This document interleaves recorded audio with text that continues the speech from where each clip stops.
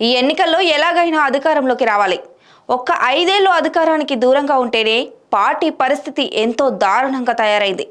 కీలక నేతలు ఎంతో మంది కండువలు మార్చారు. అధికార పార్టీ నుంచి ఒత్తిళ్లు చాలా పెరిగిపోయాయి. ఈ క్రమంలో కేడర్ను కాపాడుకోవాలంటే అధికారంలోకి రావాల్సిందే. లేకుంటే పార్టీ పరిస్థితి చేదాటిపోతుంది. గతేడాది ఇదే టైంకి ఎన్టీఆర్ భవన్లో టీడీపీ చేసిన తీర్మానం ఇది. పార్టీని సోషల్ మీడియాలో విస్తృతం చేయాలని అప్పట్లోనే నిర్ణయించారు. దానికి తగ్గట్టుగానే టీడీపీ డిజిటల్ విభాగాలను ఈ ఎన్నికల వరకు బలోపేతం చేసింది. ఎన్నికల్లో అధికార వైసీపీకి అనుకూలంగా ఐప్యాక్ పనిచేస్తుండగా టీడీపీకి రాబిన్ సింగ్ సేవలు అందిస్తున్నారు. అతడి సేవలు మాత్రమే కాకుండా తెలుగుదేశం పార్టీ ఇతర అనుబంధ సంఘాల నాయకులు వారి దిశలో వారు పనిచేస్తున్నారు. విశ్వసనీయ వర్గాల సమాచారం ప్రకారం ఈ ఎన్నికల్లో టీడీపీ ప్రత్యేకంగా డిజిటల్ డ్రైవ్ నిర్వహిస్తోంది. ఎన్నికల్లో గెలిపే లక్ష్యంగా 1.5 లక్షల వాట్సాప్ గ్రూప్స్ క్రియేట్ చేసిందంటేనే అర్థం చేసుకోవచ్చు. దానికి తగ్గట్టుగానే మీమ్స్ పేజీలు కూడా బాగానే రూపొందించారు. టీడీపీకి అనుకూలంగా ఉండే మీడియా ఛానల్స్ లో ప్రసారమయ్యే వార్తలు కూడా ఈ వాట్సాప్ గ్రూప్ లో సర్క్యులేట్ అవుతుంటాయి. ఓ టెక్నికల్ ఎక్స్పర్ట్ చెప్పిన దాని ప్రకారం టీడీపీకి 1,48,313 క్రియాశీల వాట్సాప్ గ్రూప్స్ ఉన్నాయి. ఫేస్బుక్, ట్విట్టర్, యూట్యూబ్, ఇన్స్టా గ్రూపులు అదనం. సుమారు 500 పేజీలు టీడీపీ కోసం పనిచేస్తున్నాయి.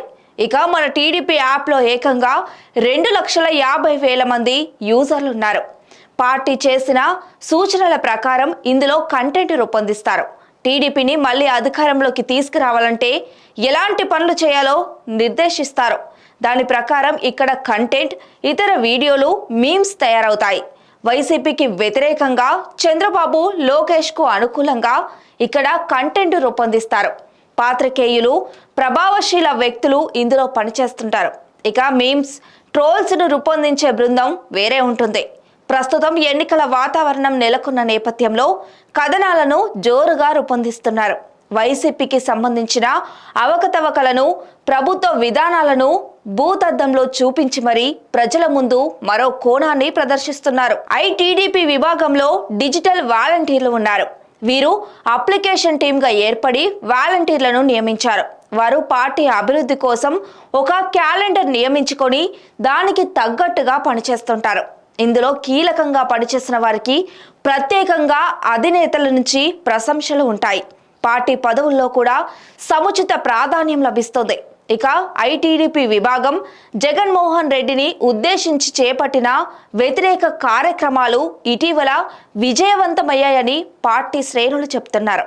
అంతేకాదు టీడీపీ విభాగం చేస్తున్న డిజిటల్ డ్రైవ్లో జగన్కి వ్యతిరేకంగా ప్రచారం మాత్రమే కాకుండా 5 ఏళ్లలో టీడీపీ చేపట్టిన పథకాలు, అభివృద్ధిపై కూడా పాజిటివ్ వార్తలను ప్రజల్లోకి తీసుకెళ్తున్నారు. ఇటీవల ఏపీలో పింఛన్ల పంపిణీ నిలిచిపోయిన నేపథ్యంలో ప్రభుత్వానికి వ్యతిరేకంగా టీడీపీ కొన్ని వందల కొద్ది కథనాలను ప్రసారం చేసింది. వందల కొద్ది వీడియోలను సోషల్ మీడియాలో పోస్ట్ చేసింది. ఇక అనుబంధ గ్రూపుల్లో ట్రోల్స్, మీమ్స్ గురించి ప్రత్యేకంగా చెప్పాల్సిన అవసరం లేదు. జగన్మోహన్ రెడ్డికి ఐప్యాక్ పనిచేస్తున్న నేపథ్యంలో టీడీపీ విశేషమైన సేవలు అందిస్తోంది.